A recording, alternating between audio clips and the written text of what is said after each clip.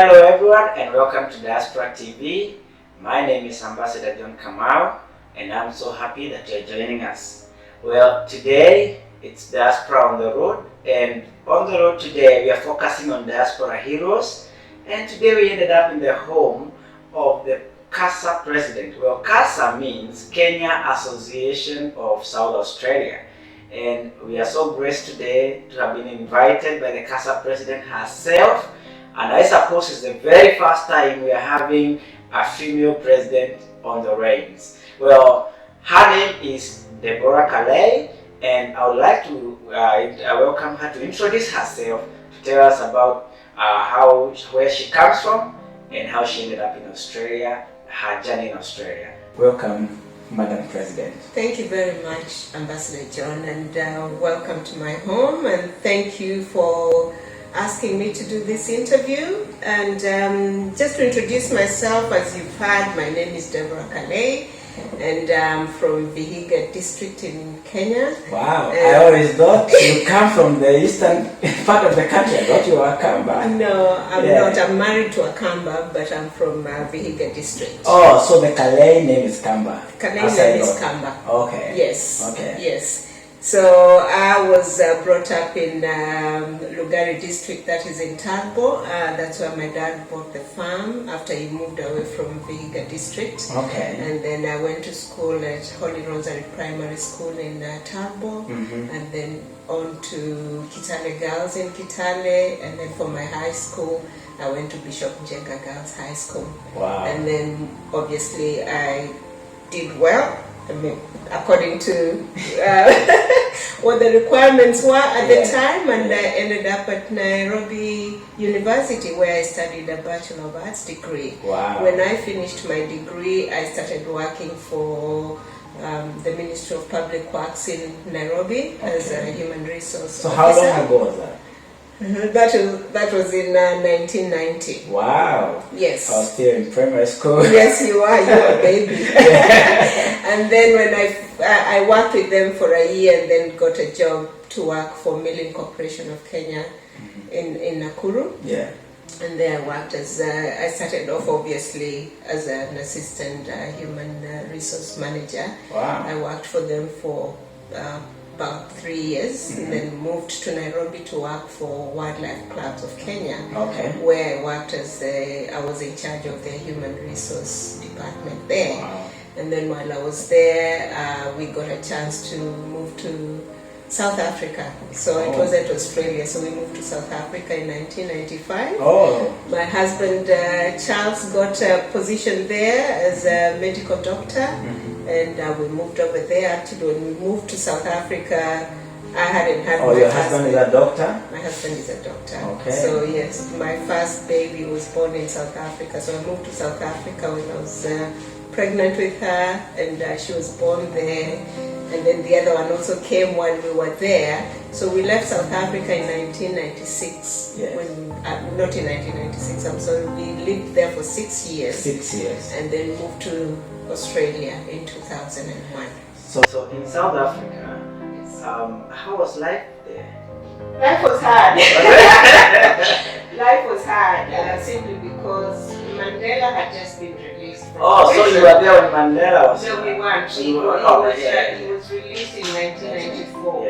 And we moved there in 1995. So obviously apartheid was still very rife in South Africa at the time. Yes. Yes, so life wasn't very easy. And after moving from Kenya, we really didn't know what racism was about. Yes. Until we actually moved to South Africa and saw it live.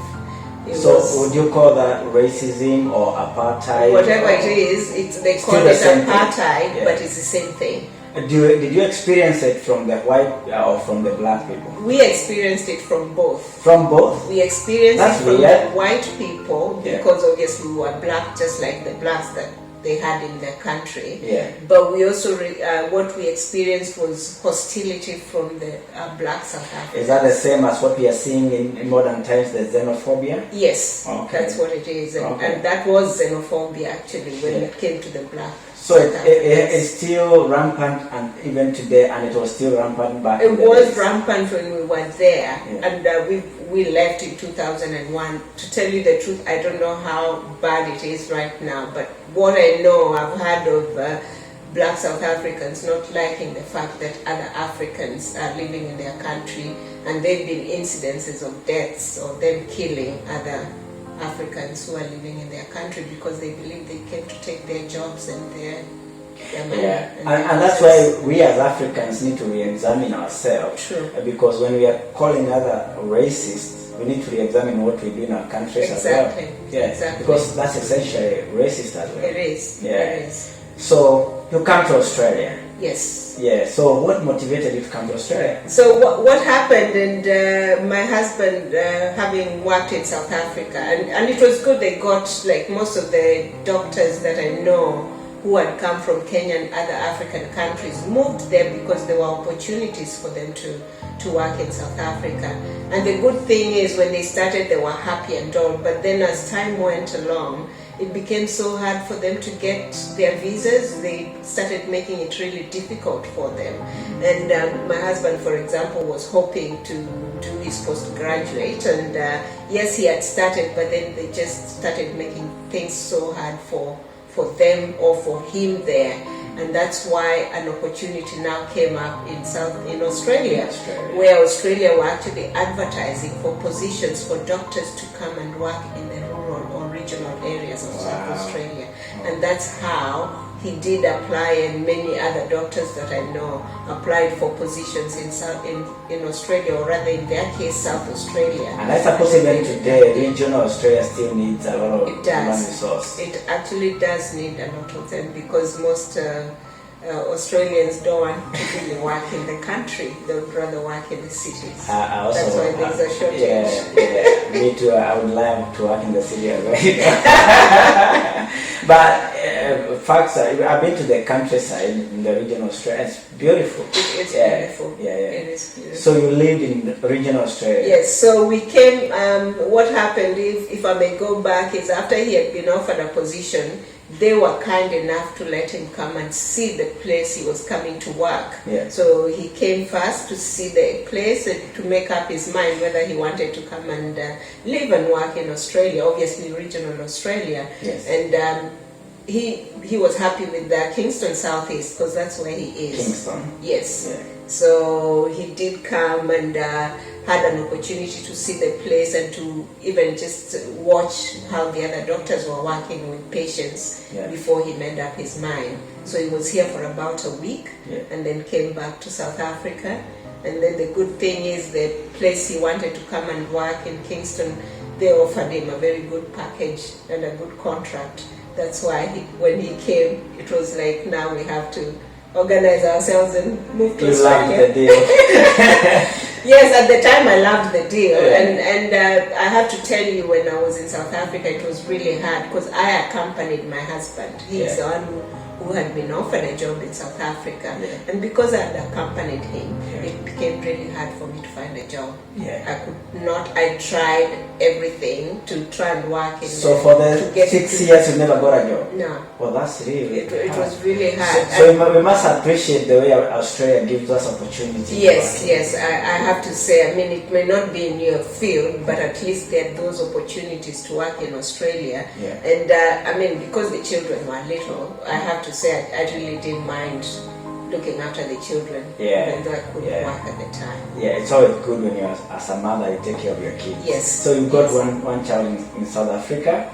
Both of them. Oh, both of them. So one was born as soon as I moved because I moved to South Africa in September 1995, and she was born in November. Wow. So I just got there in the nick of time, because otherwise I wouldn't have been allowed to fly. Oh because of the pregnancy. Yes. Yes. Wow. Yeah. Wow. Such a lovely journey of yourself coming from Kenya, South Africa, and into Australia. Into Australia. So when you came to Australia, you came under the umbrella of your husband. Still, So tell us, now you have landed in Australia.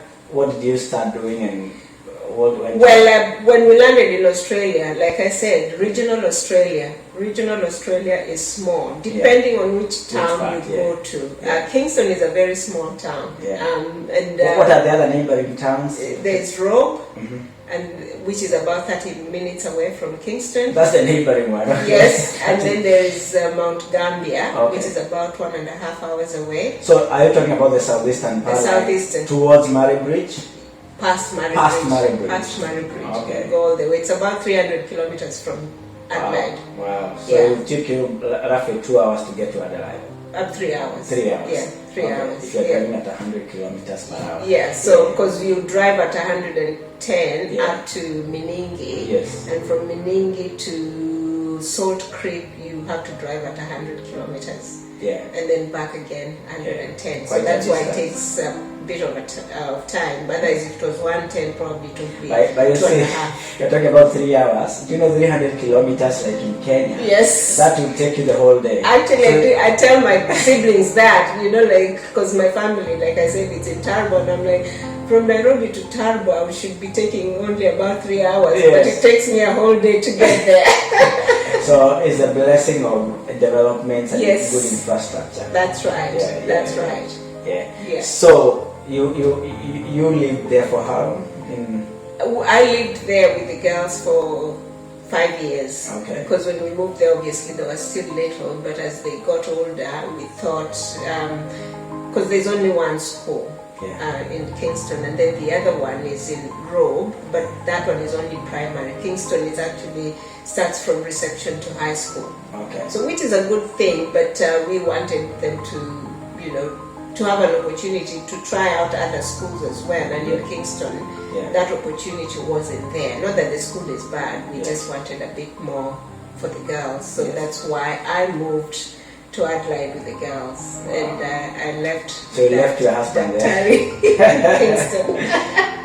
Is he still there? He's still there. So how many years? More than 19 years now? Well, not 19, probably 12. Because when we came, it was, we were there for 5 years before now we moved here. Yes. Yeah.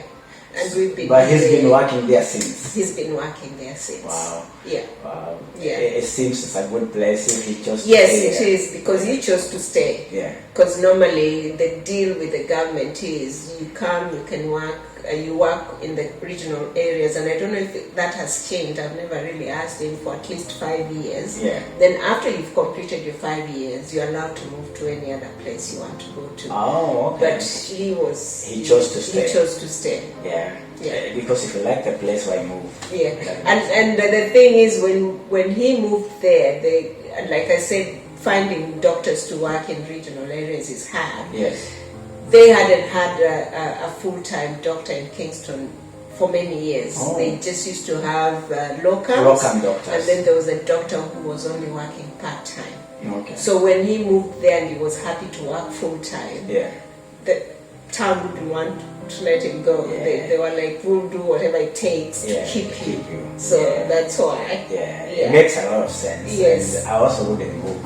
And with his profession, it's a very good profession. It is. Yeah. Now, let's talk about now you staying in Adelaide and you start to mingle with the communities. Yes. You start working. Yes. Was it easy to find work here?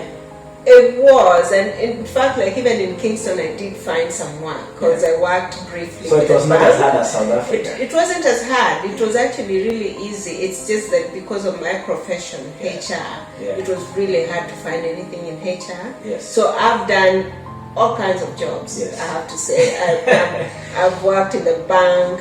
You've got to tell our viewers, when you come to Australia, you don't have to choose. Yes. The remuneration is almost the same. Yes, that's right. Bank or even manual jobs. Yes, true. And because of, like, the minimum wage, it has to be like a certain amount. There's I no think it's employer around $20. Yeah, so there's no employer who would give you less than the minimum amount because you can sue them. So that's the good thing about that. So that's how I ended up, working, in the bank. I've worked in the school. I worked briefly at the surgery where my husband worked. So I've done almost everything, you know. As much as I know you're multifaceted and you're quite flexible, so I can imagine. Yeah, when you say you've worked everywhere, just you. Yes, I have. Yeah. So you have this title. You're the president of KASA. Such a big title. Yes. Yeah, I can remember this election, the one we held last year. Yeah. I think it's one of the most hotly contested elections. Yes, it was. Yeah. Can you take us through the journey through the campaigns and how you eventually made it to be the president? Well, just to begin with is the fact that, and I have to say the presidents we've had, the ones who've run KASA, they've been very good people. Yeah. And the only thing was they were all male. And I've been a volunteer. And just to take you also back, when I came to Australia, before I even got any positions anywhere, I did volunteer work. Yes. I started volunteering at the school in Kingston. I even ended up being the secretary of the governing council at the school at the time. Yes. And I moved to Adelaide. As I was looking for work, I was still doing volunteer work. So I've volunteered in so many with so many organizations, including I was an English tutor. So I was teaching people English, the migrants who come here. At the secondary school of English? No, I was actually going to people's homes. Oh, okay. Yeah. So those who were unable to go to school, I would go to their homes and teach them English at their homes. So ambitious. So I've done a lot of volunteering, and then obviously I ended up now. And I remember when I joined the committee, the KASA committee. You know, this is like my 5th year. Yes. Volunteering in KASA. As a volunteer. Yes. Yeah. But I started off as a women's representative, and I remember it's Jeff Baraka who had asked me to join the team. Yes. And those days, people weren't putting their hands up. Yeah. Even I was resistant at the time. I was like, I'm not really sure I want to do this. Yes. But he told me of the goodness of serving the community and all that, because yes, I've served the community, but I've never served the Kenyan community. Yes. So I decided, okay, then I'll give it a go. Yeah. So obviously it was 2 years, a 2-year term, and then after that, they needed to change the committee, and that's why we had the elections again. And I remember even at the time they had asked me if I would consider the presidency. I told them, no, I don't think I'm ready, and I don't think I would want to do that. Yeah. So they left it at that, and obviously John is the one who became the president, but I told them I'm happy to be the vice president. Yes. So obviously now that's again another 2 years. Yes. That makes it 4. Yeah. So these elections come, and it's like, okay, now what next? Yeah. And it's like, I have to tell you, so many people asked me to do it, and I was like, still I was hesitant at the beginning, and I did suggest other names as well. But they say the fact that I had been on the committee, for this number of years, I would understand KASA more than anybody else. But considering you are the vice president, didn't you feel like you're performing a coup d'etat on your president? No, I didn't feel that way, because like with elections, it was time for elections. It's not like you were telling the president, okay, you have to step down and I'm taking over. This was elections, and people, like I said, people had asked me to do it, and I said, why not? And it's not because of anything. I think it's because we thought it's about time that a woman needed to be a president. And I remember the women within the community had said, they want a woman. Yeah. And that's why I said, okay, if that's the case, then I'll go in. Actually, like I said, I suggested names. I said, how about so-and-so, and how about so-and-so? I even spoke to them. And they were like, no. And everybody was like, you've served KASA for this number of years. You understand it better. Maybe you should be the right person to do it. So that's why I said yes. So no, I don't see like it was a coup d'etat. No. And I was at that hall, and it was so emotional. It was. Yeah, it actually mirrored the Kenyan election. Yes. How did you guys come up with a camp and list of names, and what was the criteria used? I have to tell you, I think the fact that now there were 2 camps that decided to go for this position, then we had to have the 2 camps anyway. Yeah. For us, or for my camp, if you may call it that, we were just, okay, these are the names. Are And these you people scooped interested? everything except one person. Yes, and are people interested? Yeah. And it was like, yeah, they were. So, you know, at the end of the day, and yes, we were campaigning and telling people to vote for us, but at the end of the day, it's people's decisions. Yeah, it's but not really your ours. campaigns were good. I remember I saw you, I think, a few times, and every time I saw you reminded me about the election, which was a very good campaign strategy. Yeah, and it worked because your team scooped everything. They did. Only one position. Yeah, I know, but we also had 2 unopposed positions, remember? So those were Which one was that? the Swahili school Swahili representative school, and families representative. No one put up their hands. No one put their hands for that. And you know, like you said, it was strange because for the first time, there were people who are interested in positions, something that previously people have to be begged. People have been begged, you know, because there's no one vying. It's like, can you please just take that role, just take that position. So this was different, and maybe as much as and considering that after these elections probably there were people who are not happy, but I think right now we are now stepping in the right direction, in that now we are having people who are interested, and if it means having, you know, 2 people or more vying for a position, it doesn't mean that we are going to create camps and not talk to each other because somebody else has been given. It seems to have happened, but I think we should, you know, we should be mature enough to move forward, and because our interest is not personal interest, it's for the interest of the community. And I remember you, John, you asked me, what is this with this position? You remember when we met in church? You know, is it that you're being paid anything to hold these roles? And I'm like, nothing. In fact, if anything, we spend a lot of our time, a lot of energy, a lot of resources, personal resources to be able to run this organization. Well, there's something that comes with power, I suppose. Haven't seen it yet. And you know what? COVID-19 has brought unprecedented challenges, and we haven't actually seen your leadership because we haven't been able to have those social gatherings or anything like that. However, the emotions that were exhibited during the elections, it's like, and that's why I was asking, it's like there's something. So you've been there for more than 6 months now. Have you seen that thing people are fighting for? No. Nothing? I haven't. In fact, if anything, and I'm glad you brought about COVID-19, it's been a challenge to my leadership, if I must say, and to the committee as such, because nobody planned for COVID-19, right? It just happened. We had made all these plans, the plans for, you know, we were going to have the students forum. It was actually going to happen probably a few weeks before we were told no more gatherings. That is something we had planned. We had put everything in place, everything, and we had to cancel that.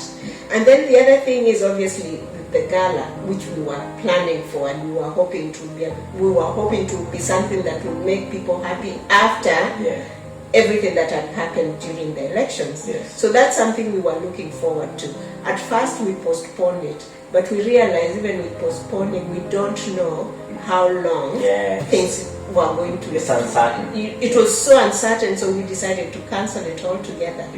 But the thing that, you know, like, we have to realize the fact that this COVID affected everyone. Everyone in the country, everyone in the world, and for us, people in our community, especially the students, you know, people losing jobs, and people not having money to even buy food and all that. That actually affected us, and that's why we came together as a committee to see if there was any way we could assist these people. We knew, yes, they could go to all these agencies to get some food, but we also thought as a committee we needed to do something to see if we can help these people. hivyo. Obviously we were not in a position to pay for rent and pay for their bills and all that, but we were in a position to give them vouchers to go and buy and purchase some food from specific supermarkets. That is so good to hear. Yeah. Now, actually, let's talk about some things positive about KASA. Now, you as the president of KASA, what is your manifesto, and what do you maybe you look at that camera? There are people who are intending to come to Australia. There are people who are here who have not joined KASA. Give them your manifesto and your message for them, and why KASA is important and why they should join as well. KASA was started in 2004 when some of these students, very new students in Australia, and new professionals who had come to Australia and had just completed their university, they decided they needed to come together so that they can help each other and have some form of community cohesion. That is how KASA was formed. And even right now, what KASA does is to try and reach out to the community. Our intention is to make sure that we reach out to the community, we help them in whatever situations they are in, and we bring them back, or we bring them together, especially like when we are having community events, when we are celebrating our public holidays, and even participating in Australian public holidays. But the reason why we have KASA is you can come to us, or you can know that you have a community representative or community committee you can come to in case there's anything you need help with. And when I'm talking of help, it's not financial help, but you know you have a community that you can turn to, because we are very far from home and we want to form a community here whereby people can come to us and know that they are part of the community. The other thing that we are doing as KASA is like, for example, the Swahili School. We've promoted the Swahili School, which was started I think about 2008, 2009, and then obviously something happened and it stopped, but we have relaunched the Swahili School, and the aim of the Swahili School is to promote our language, obviously, and to promote our culture. So when you think of KASA, think about all these activities and all these things we are doing for the community, and all we are doing is trying to make the community come together. We are reaching out to the community because we want to go back to the basics, to look at why was KASA formed in the first place, is to bring about community cohesion, and that's something that we want to continue to enhance.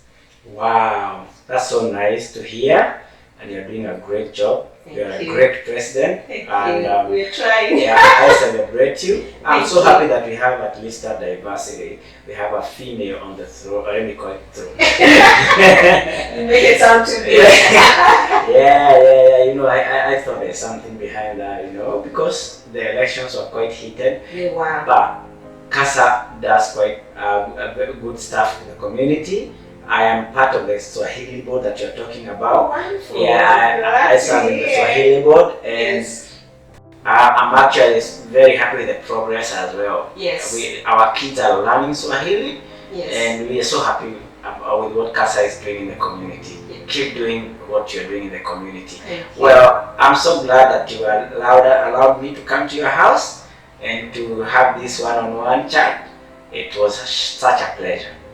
Now, this is not the first time we're going to catch up with you. Yeah. It's just the beginning. Yes. It's just the tip of the iceberg. Yeah. So we're going to come back to you when we get the time again. And thank you very much. Just as a parting shot, just remind our viewers also to subscribe to our channel. It's Diaspora TV Australia. This is a very, very important TV, and it's a TV that's actually trying to reach out to our community so that they can get some information and get to learn about our community and to learn from people. So it's very important to support this TV, and I would like you to subscribe to it, please. Thank you very much. And by the way, still remember COVID-19 is very prevalent, so take care. Continue social distancing. Yes, like we're doing. Yeah, and have a lovely week ahead. And remember to subscribe. God bless you so much for watching. Thank you. Bye-bye.